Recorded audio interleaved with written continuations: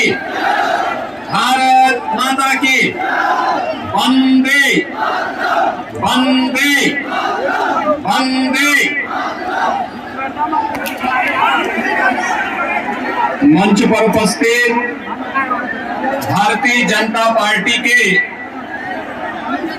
धौलपुर के जिला के अध्यक्ष श्री सत्येंद्र पराशर जी, जिला संगठन प्रभारी पूर्व सांसद श्री राम स्वरूप कोहली जी, पूर्व विधायक रविंद्र सिंह बोहरा जी, राजाखेड़ा विधानसभा क्षेत्र से भारतीय जनता पार्टी की प्रत्याशी श्रीमती नीरजा शर्मा जी, बाड़ी विधानसभा क्षेत्र से भारतीय जनता पार्टी के प्रत्याशी श्री गिरिराज मलिंगा जी, धौलपुर विधानसभा क्षेत्र से भारतीय जनता पार्टी के प्रत्याशी श्री शिवचरण कुशवाहा जी, बसेड़ी से प्रत्याशी श्री सुखराम कोहली जी, भारतीय जनता पार्टी के सभी पदाधिकारीगण और भारी संख्या में राजाखेड़ा विधानसभा क्षेत्र में आज की इस चुनावी सभा में उपस्थित इस क्षेत्र के सभी भाइयों और बहनों, राजस्थान विधानसभा चुनाव के प्रचार का आज ये अंतिम दिन है। कल भाइयों बहनों एक दिन का अवसर आपको प्राप्त होगा मतदाताओं के साथ संवाद बनाने का। 25 नवंबर को हम सबको राजस्थान में परिवर्तन की इस बहार का हिस्सा बनना है और इसी के लिए आप सबका आह्वान करने के लिए आज मैं आपके पास यहां पर उपस्थित हुआ हूं।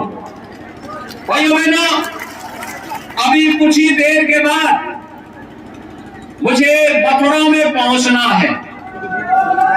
आप सब जानते हैं ये पूरा क्षेत्र हमारे ब्रज क्षेत्र का हिस्सा है। 84 कोसी परिक्रमा के बारे में, भगवान गिरिराज की परिक्रमा को लेकर के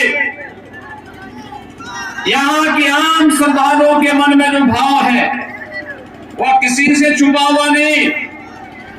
आदरणीय प्रधानमंत्री जी का आगमन आज मथुरा में होने जा रहा है और मथुरा में मीराबाई की 525वीं जयंती के अवसर पर एक डाक टिकट और सिक्का प्रधानमंत्री जी के द्वारा जारी होने वाला है।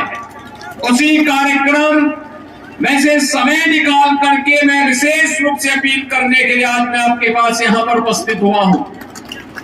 भाइयों बहनों, एक और जहां प्रधानमंत्री मोदी जी के नेतृत्व में पूरा भारत विकास कर रहा है, एक नए भारत के दर्शन हो रहे हैं, दुनिया भारत की ताकत का एहसास कर रही है और भारत का दुनिया में जब सम्मान बढ़ता है तो भाइयों बहनों ये सम्मान प्रधानमंत्री जी के नेतृत्व में चल रहे विकास के इस अभियान के साथ साथ भारत की 142 करोड़ जनता जनार्दन का ये सम्मान होता है। भारत की जनता जनार्दन गौरव से प्रफुल्लित होती है जब दुनिया प्रधानमंत्री मोदी जी के नेतृत्व को पलक पावड़े बिछा करके सम्मान देती है। भाइयों बहनों, एक तरफ भारत का बढ़ता हुआ सम्मान, दूसरी तरफ सुरक्षित होती हुई सीमाएं। आपने देखा होगा कांग्रेस के समय में आतंकी देश के अंदर घुसते थे, आतंकी बड़ी बड़ी घटनाओं को अंजाम देते थे। प्रधानमंत्री मोदी जी के नेतृत्व में हमने इस बात को देखा है, ये नया भारत आतंकी घुसपैठ नहीं, कोई दुश्मन अगर भारत के अंदर छेड़ने का प्रयास करता है तो ये नया भारत है। छेड़ता नहीं, लेकिन कोई छेड़ता है तो फिर उसको छोड़ता भी नहीं है। ये नया भारत है और भाइयों बहनों, इस नए भारत में विकास भी है, सम्मान भी है, सुरक्षा भी है और गरीब कल्याणकारी योजनाओं का लाभ भी बिना भेदभाव के समाज के हर तबके को मिलता हुआ दिखाई दे रहा है। आज हम इस बात का एहसास कर सकते हैं। हाईवे बन रहे हैं, रेलवे की नई नई लाइनें, नई नई ट्रेन आ रही है। Vande Bharat train world class train के रूप में आज जानी जा रही है। भाइयों बहनों, यही नहीं, एयरपोर्ट बन रहे हैं। प्रधानमंत्री मोदी जी ने कहा, जिस तरीके से प्रधानमंत्री मोदी जी ने कहा कि हवाई चप्पल पहनने वाला भी अब हवाई जहाज की यात्रा कर सकता है, आज वह सार्थक हुआ है, सफल होता हुआ दिखाई दिया है। भाइयों बहनों, विकास की बड़ी बड़ी योजनाएं, कहीं एम्स, कहीं पर IIT, कहीं IIM, कहीं पे one district one medical college, हर घर नल की योजना हो या गांव की कनेक्टिविटी को बेहतर करने का कार्य पिछले 9 वर्षों में हमने देखा है। विकास भी हो रहा है और गरीबों के कल्याण के लिए भी योजनाएं बन रही हैं। 12 करोड़ गरीबों के शौचालय बन जाना, 4 करोड़ गरीबों के लिए आवास बन जाना, 4 करोड़ गरीबों के घर में बिजली के निःशुल्क कनेक्शन उपलब्ध हो जाना। भाइयों बहनों, 7 करोड़ गरीबों को हर घर नल की योजना के साथ जुड़ जाना, 10 करोड़ गरीबों के घर में उज्ज्वला योजना के रसोई गैस के सिलेंडर हो जाना, 12 करोड़ किसानों को प्रधानमंत्री किसान सम्मान निधि में प्रतिवर्ष 6,000 रुपए उनके खाते में आ जाना। ये नए भारत की तस्वीर है, जहां पे योजनाओं का लाभ चेहरा देख करके नहीं, जाति मत और मजहब देख करके नहीं, बल्कि योजनाओं का लाभ गांव के लिए है, गरीब के लिए है, किसान के लिए है, नौजवान के लिए है, महिलाओं के लिए है, समाज के हर तबके के लिए है। विकास सबका, लेकिन तुष्टीकरण किसी का नहीं। और मोदी जी ने इसके लिए नारा दिया, सबका साथ सबका। लेकिन कांग्रेस नारा क्या देती थी? देश के संसाधनों पर पहला अधिकार मुसलमानों का है, ये तो कांग्रेस कहती थी। और कांग्रेस ने यही किया, देश को समस्याएं दी, आतंकवाद की समस्या दी। मोदी जी ने धारा 370 समाप्त करके आतंकवाद की समस्या का समाधान किया। कांग्रेस ने नक्सलवाद दिया, मोदी जी ने गरीब कल्याणकारी योजनाओं से उसका समाधान दिया। कांग्रेस ने अलगाववाद दिया, मोदी जी ने कनेक्टिविटी के माध्यम से उसका समाधान दिया। भाइयों बहनों, कांग्रेस देश की समस्या है और भारतीय जनता पार्टी उसका समाधान है। हम सबको समाधान के मार्ग पर आगे बढ़ना है। और समाधान कांग्रेस चाहती तो आजादी के तत्काल बाद अयोध्या में राम जन्मभूमि की समस्या का समाधान कर सकती थी, लेकिन नहीं, वो तो कहते थे राम और कृष्ण हुए ही नहीं। आप थोड़ा सोचिए, सनातन धर्मावलंबियों को इससे बड़ी गाली और क्या आ सकती है?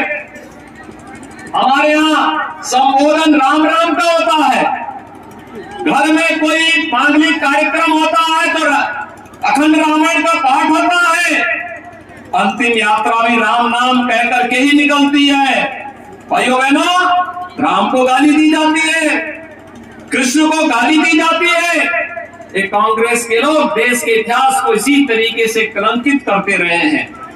लेकिन जैसे आपने देखा होगा, आज केंद्र में यानी प्रधानमंत्री मोदी जी का नेतृत्व मिला, उत्तर प्रदेश में डबल इंजन की भाजपा की सरकार आई, 500 वर्षों की समस्या का समाधान हो गया। आज तो अयोध्या में राम मंदिर का निर्माण हो रहा है ना, कोई संदेह है क्या? कोई संदेह? अयोध्या में राम मंदिर के निर्माण के लिए अब 22 जनवरी 2024 की तिथि भी तय हो गई है। 500 वर्षों के बाद रामलला अपने मंदिर में विराजमान होने वाले हैं।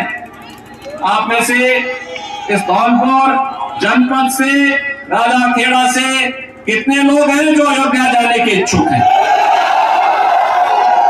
यानी सभी राम भक्त हैं। तो भाइयों बहनों, मेरी आप सबसे अपील है, आपका रास्ता और आसान होगा। आप भाजपा के प्रत्याशियों को अपना आशीर्वाद दे दीजिए। सहमत हैं? कमल चुनाव चिन्ह में परसों ही चुनाव होने जा रहा है 25 को। श्रीमती नीरजा शर्मा राजाखेड़ा से भारतीय जनता पार्टी की प्रत्याशी है। श्री गिरिराज मलिंगा भाड़ी से, श्री शिवचरण कुशवाहा धौलपुर से और श्री सुखराम कोहली बसेड़ी से भारतीय जनता पार्टी ने प्रत्याशी के रूप में उतारे हैं। सभी लोग सहमत हैं? सभी लोग सहमत हैं? चुनाव जिता करके भेजेंगे। भाइयों बहनों, मैं भारतीय जनता पार्टी के पदाधिकारियों से कहूंगा कि जनता जनार्दन का आशीर्वाद इन्हें प्राप्त होगा और 25 यानी 3 दिसंबर को जब काउंटिंग होंगे, वे सभी प्रत्याशी आपके आशीर्वाद से जीत करके जयपुर जाएंगे और 22 जनवरी के बाद कोई तिथि तय करके इन राम भक्तों को लेकर के लोग अयोध्या का दर्शन करने भी आएंगे। सहमत हैं? सभी लोग सहमत हैं? और मेरे साथ बोलेंगे भारत माता की, भारत माता की जय श्री राम, जय जय श्री राम।